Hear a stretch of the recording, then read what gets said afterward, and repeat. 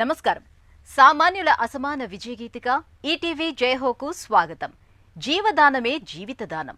ఒక జీవన్మృతిని అవయవదానంతో 8 ప్రాణదీపాలు వెలిగించవచ్చు.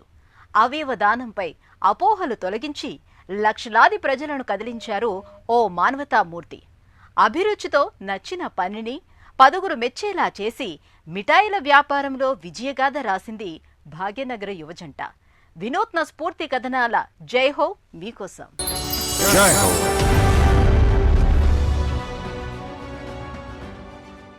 మనం మన కోసమే జీవించటం ధర్మం కాదు.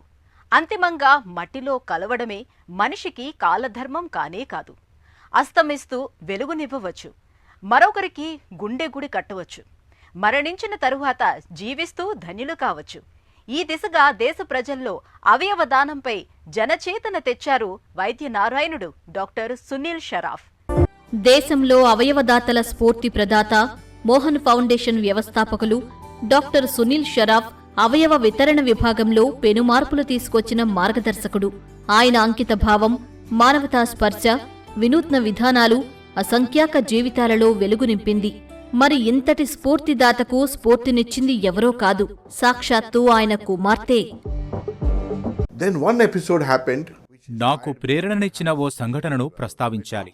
మా అమ్మాయికి అప్పటికి 6-7 ఏళ్లుంటాయి. తన దగ్గర ఆర్గాన్ డోనర్ కార్డు ఉంది. ఓ రోజు వాళ్ళమ్మతో, అమ్మా, నేను సాధారణ డోనర్గా ఉండాలనుకుంటున్నాను. ఈ కార్డును తయారు చేస్తున్నాను. కార్డు సైజు క్రెడిట్ కార్డు ఇది. దీన్ని మీరు ఉంచుకోవచ్చు. దీనిపై మీ పేరు రాయండి.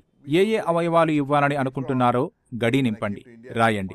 అవయవదానం మాకు ఇష్టమే, ఇది మా మనోభిష్టం అని రాయండి అన్నది. ఆ మాటలు మమ్మల్ని బాగా కదిలించాయి. నేను స్వదేశానికి రాగానే ఓ ఫౌండేషన్ పెట్టాలనుకున్నాను. ఆ కార్డు నమూనాతోనే మా డోనర్ కార్డును తయారు చేశాను.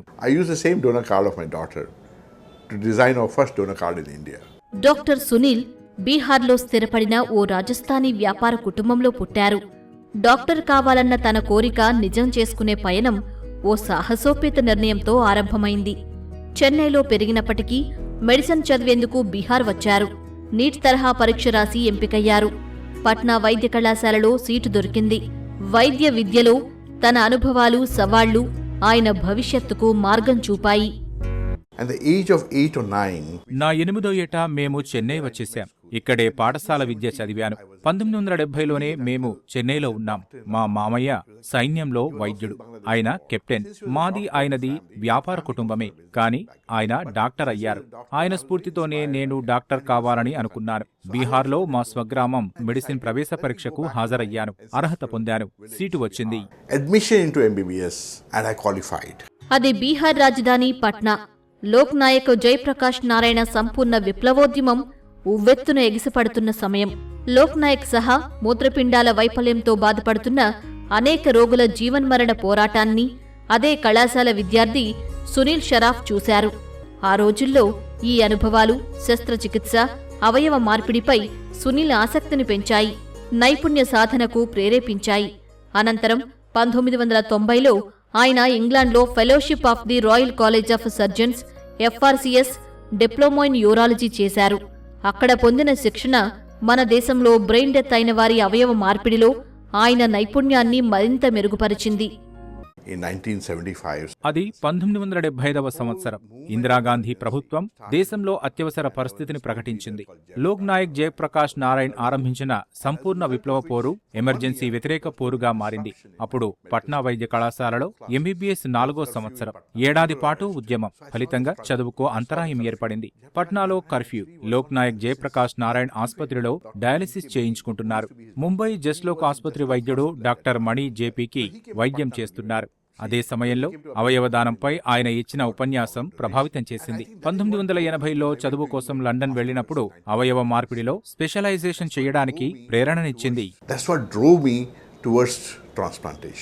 డాక్టర్ సునీల్ షరాఫ్ దార్శనికత, మానవతా పరిమళ వ్యాప్తికి చెన్నై శ్రీరామచంద్ర వైద్య కళాశాలలో సాగిన యత్నాలు మద్దతునిచ్చాయి.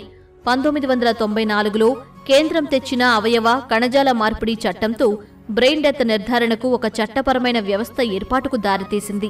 1995లో స్వదేశానికి తిరిగి వచ్చిన డాక్టర్ సునీల్ అలాంటి జీవన్మృతుల అవయవ దానాన్ని సమర్థించారు. మోహన్ ఫౌండేషన్ చెన్నైలో 1997లో స్టార్ట్ చేశాము. మా founder managing trustee doctor Sunil Shroff, ఆయన యూకే నుంచి తిరిగి వచ్చి అప్పుడే 1994లో transplantation of human organs act అని పాస్ చేశారు. మోహన్ ఫౌండేషన్ అంటున్నాం అంటే multi organ harvesting aid network, సంక్షిప్తంగా మోహన్. అవయవదానాన్ని ప్రోత్సహించడానికి 1997లో ఏర్పాటైంది. నాటి నుంచి దేశంలో అవయవ వితరణకు మోహన్ ఫౌండేషన్ మారుపేరుగా మారింది. సాంస్కృతిక, మతపరమైన ఆటంకాలను తొలగించేందుకు డాక్టర్ సునీల్ రామచంద్ర నియమ ప్రోటోకాల్ను ప్రవేశపెట్టారు. ఆత్మీయులను కోల్పోయి దుఃఖంలో ఉన్నవారికి నచ్చజెప్పి అవయవదానానికి ఒప్పించే ఓ మర్యాద, మన్ననల పద్ధతి ఇది. అవయవ వితరణను మరింత ఆమోదయోగ్యంగా చేయటంలో ఈ పద్ధతి ముఖ్య భూమిక పోషించింది. In 1995, I came back to India. నేను 1995 మే నెలలో స్వదేశానికి తిరిగి వచ్చాను. అప్పటికే భారత ప్రభుత్వం అవయవ మార్పిడి చట్టం తీసుకొచ్చింది. ఎవరు అవయవ వితరణ చేయవచ్చో, ఎవరు స్వీకరించవచ్చో తెలియజేస్తుంది. అంతేకాదు, బ్రెయిన్ డెత్ ను ప్రస్తావించింది. వారికి ఇష్టమైన వారు అంగీకరిస్తే ఆ జీవన్మృతుని శరీరం నుంచి అనేక అవయవాలను తీసుకోవచ్చు. Then you can take multiple organs from that body. 1996లో Chennai Shri Ramachandra వైద్య కళాశాలలో తొలి జీవన్మృత అవయవదానం ఒక మేలు మలుపు. అవయవదానంతో అనేక ప్రాణాలు కాపాడటం అదే ప్రథమం. దేశంలో ఈ ఘనత రామచంద్ర కళాశాల ఆసుపత్రికే దక్కింది. తర్వాత సేవలు అనేక నగరాలకు విస్తరించాయి. ప్రజలకు అవగాహన కల్పించటం, వైద్యులకు శిక్షణ ఇవ్వడం చేశారు. దేశంలో అవయవదానం పెరిగింది, ప్రాణరక్షక ఉద్యమంగా మారింది.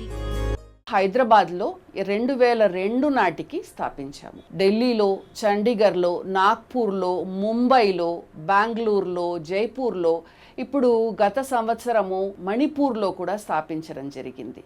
9 ఆఫీసెస్ ఉన్నాయి. మనం బ్రతుకుండగా మన అవయవాలని మనం వాడుకుంటున్నాము. మనకి పనికి రానప్పుడు మరణానంతరం అవయవాలు దానం చేయొచ్చు. అయితే మీరు బ్రతికుండగానే అవయవాలు దానం చేస్తాను అని ప్రతిజ్ఞ చేయొచ్చు. ఈ డోనర్ కార్డ్ ఏంటంటే దీని వెనక పేరు, మీ వయస్సు, బ్లడ్ గ్రూపు, ఏ అవయవాలు దానం చేయాలని అనుకుంటున్నాను, ఎమర్జెన్సీలో ఎవరిని కాంటాక్ట్ చేయాలి, వాళ్ళ పేరు, ఫోన్ నంబరు అన్నీ కూడా ఇందులో ధృవీకరించి ఉంది. మోహన్ ఫౌండేషన్ సేవలు 12,000 ప్రాణాలను రక్షించాయి.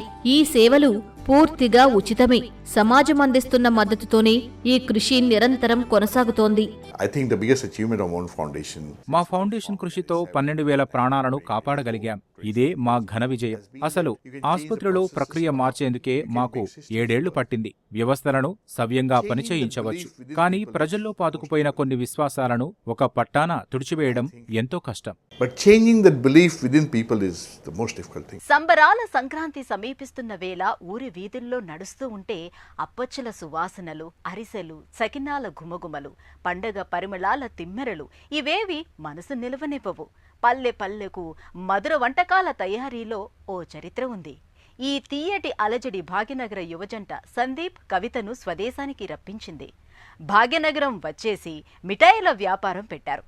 మన ఊరి చిరుధాన్యాలతో పోషకాహార లడ్డూల తయారీని చేపట్టారు. సంక్రాంతి, దసరా, దీపావళి ఇలాంటి పండుగలు ఏవైనా తీయటి అప్పచ్చులు తినే సందర్భాలే శుభవార్తలను తీపి కబుర్లు అని అంటూ ఉంటారు. భాగ్యనగరంలో అలాంటి తీపి కబురు లడ్డూ బాక్స్. హైదరాబాదీ యువజంట ఇంజనీర్లు గోపు, కవిత, సందీప్ జోగిపర్తి ఈ మిఠాయిల వ్యాపార వ్యవస్థాపనను 2020లో ఏర్పాటు చేశారు.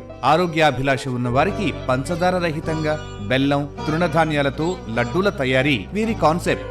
అమెరికా వెళ్లిన చిన్ననాడు మనసు తాకిన మిఠాయిల ఘుమఘుమలు తీయగా వెంటాడాయి. తమకు నచ్చినట్లుగా జీవించి పలువురికి ఉపాధి కల్పించవచ్చన్న దృష్టితో ఈ వ్యాపారంలోకి వచ్చారు. I'm the co-founder of laddu box. Start చేసింది 5 years బ్యాక్. లడ్డు బాక్స్ అనే కాన్సెప్ట్కి ఎందుకు వచ్చాము అని అంటే హెల్దీ న్యూట్రియంట్స్తో రావాలి అనే విజన్తో. మా లడ్డు బాక్స్లో వచ్చేసి మీకు రా మెటీరియల్స్ అనేవి మన నేటివ్ ప్లేస్వి ఉంటాయి. మన గ్రాండ్ మదర్స్ అయినా వాళ్ళందరూ చేస్తుండా రాగి లడ్డు ఇలాంటి నేమ్స్ అప్పుడు వినుంటారు. అందరికీ అనిపిస్తుంది అసలు లడ్డు బాక్సే అని ఎందుకు తేవాలనిపించింది, రెగ్యులర్ స్వీట్స్ ఉంటాయి కదా, అసలు దీనికి ఎందుకు రావాలనిపించింది అనేది చాలా డౌట్స్ ఇవి. సో ఆ ట్రెడిషన్ని ఇప్పటి జనరేషన్కి తేవాలి అనే ఉద్దేశంతో మేము లడ్డు బాక్స్ స్టార్ట్ చేసాం. అమెరికాలో సాఫ్ట్వేర్ ఇంజనీర్లు ఏమిటి, ఈ వ్యాపారం ఏమిటి అనే ప్రశ్నలు రావచ్చు. ఇద్దరికీ తీయటి రుచులు ఇష్టం. సంప్రదాయ మిఠాయిలు అందించాలన్న ఉద్దేశంతో సాహసోపేతంగా ఈ నిర్ణయం తీసుకున్నారు. కేవలం ₹1,00,000 పెట్టుబడితో లడ్డూ బాక్స్ వ్యాపార వ్యవస్థాపన ప్రారంభమైంది. నచ్చినట్లుగా తీపి కారపు రుచులతో వంటకాలందించేందుకు ప్రయోగాలెన్నో చేశారు. వివర్ ఇన్ యూఎస్ చాలా డేస్ వర్క్ చేసాము సాఫ్ట్వేర్ ఇంజనీర్గా. అది మాకు సాటిస్ఫై అవ్వట్లేదు. So we thought of like ఏదైనా చేయాలి, ఒక ఆంటర్ప్రినర్గా ట్రై చేద్దాము అనుకున్నాము. ఎందులోకి వెళ్ళాలి అనేది చాలా డెసిషన్ పార్ట్. అందులో me and Sandeep we both are like sweet tooth. మాకేంటి అని అంటే ఫుడ్ ఎండ్ అయ్యేప్పుడు కంపల్సరీ స్వీట్తో ఎండ్ అవ్వాలి. వి గో విత్ మంచి హెల్తియర్ వర్షన్లో వెళ్దాము అనే థాట్తో వచ్చాము. దెన్ వి థాట్ లైక్ చాలా రీసెర్చ్ చేసాము, మార్కెట్లో చూసాము ఎలా ఉంటుంది ఏంటి, అసలు కొత్త ప్రోడక్ట్స్ రావాలి అంటే ఎలా ఏంటి, అంటే మనము నేటివిటీకి ఎందుకు ట్రై చేయకూడదు అని. నేటివ్ ఇంగ్రీడియంట్స్తో వెళ్తే లైక్ మిల్లెట్స్ వస్తాయి మనకి, వీటిపైన ఫస్ట్ కాన్సన్ట్రేట్ చేసాము. 2019లో వచ్చిన కోవిడ్ కవిత సందీప్ల ప్రణాళికలను కొద్ది కాలం నిరోధించింది. అదే సమయంలో ఇంటి తరహాలో ఆరోగ్యకరమైన ఆహారానికి గిరాకీ పెరిగింది. ఈ అవకాశం ఉపయోగించుకుని మిఠాయిలు చేసి ఐటీ కంపెనీల్లో ప్రాచుర్యం కల్పించారు. మౌఖిక ప్రచారంతో ఆదరణ పెరిగింది. స్థానికంగా లభించే పదార్థాలతో తయారైన ఈ తరహా వంటకాలు మార్కెట్లో లభించే మిగిలిన పిండి వంటలకు భిన్నంగా ఉండడంతో వీరి మిఠాయిల వ్యాపారానికి పేరు వచ్చింది. ఇందులో మెయిన్ ఇంగ్రీడియంట్స్ వచ్చేసి రెగ్యులర్ మిల్లెట్స్ అయినా రా మెటీరియల్స్ ఉంటాయి. దాంతోపాటు మనం యాడ్ చేసేది మెయిన్గా ఏంటి అని అంటే జాగ్రీ. బెల్లం పైన బాగా కాన్సన్ట్రేట్ చేస్తాం. మనం షుగర్తో చేసిన స్వీట్కి బెల్లంతో చేసిన స్వీట్కి ఏంటి అని అంటే, బెల్లంతో చేసిన స్వీట్ మనం కొంచెం తినగానే మన స్టమక్ ఫుల్ అయిపోతుంది, అంటే మనం అక్కడే ఎండ్ చేసేస్తాం. కానీ మీరు షుగర్స్ తీసుకున్నప్పుడు మీరు తిన్నా కొద్దీ తినాలి అనే ఫీలింగ్ ఎక్కువ వస్తుంది. సో ఆ కాన్సెప్ట్తో మేము లడ్డూస్ అనేది ఇంట్రడ్యూస్ చేశాం. సందీప్కి మిఠాయిలు మహా ఇష్టం. ఇదే ఒక బ్రాండ్ ఏర్పడేందుకు ప్రేరణనిచ్చింది. కుటుంబ అనారోగ్య సమస్యల పరిష్కారాన్ని దృష్టిలో ఉంచుకున్నారు. సంప్రదాయంగా లభించే శుద్ధి చేసిన బెల్లం, అవిసె, రాగి, వేరుశెనగ గింజలతో పోషక విలువలున్న లడ్డూలు తయారు చేశారు. మేము ఏం లడ్డూస్ చేసినా కానీ ఆ ప్రొడక్ట్స్లో వాడే sweetener is jaggery or dates or అంజీర్. సో ఇవన్నీ రిఫైన్డ్ షుగర్ కాకుండా యూజ్ చేసే sweetness, so that they are very who are not diabetic, who are wanted to live some healthy conscious life live చేయడానికి వాడాలనుకున్న వాళ్ళకి ఏదైతే మేము జాగరీ వాడుతున్నామో, డేట్స్ వాడుతున్నామో, that helps to avoid refined sugar. ఈ మిఠాయిల దుకాణం తొలి ఏడాది 55 లక్షల రూపాయల విలువైన వ్యాపార లావాదేవీలు జరిగాయి. 2023 నాటికి వార్షిక టర్నోవర్ 2 కోట్ల రూపాయలకు చేరింది.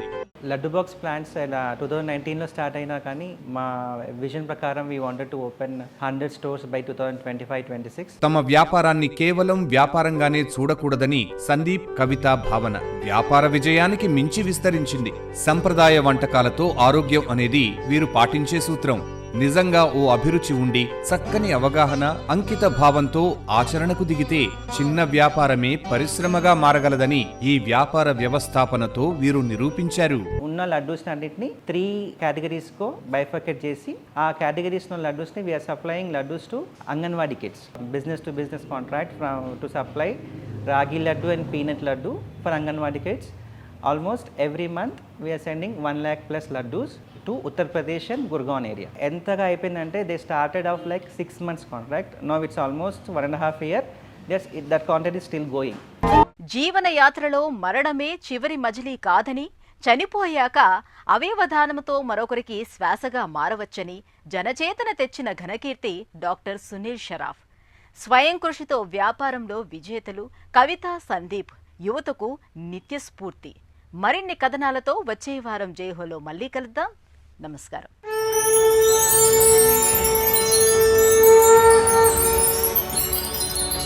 జై హో.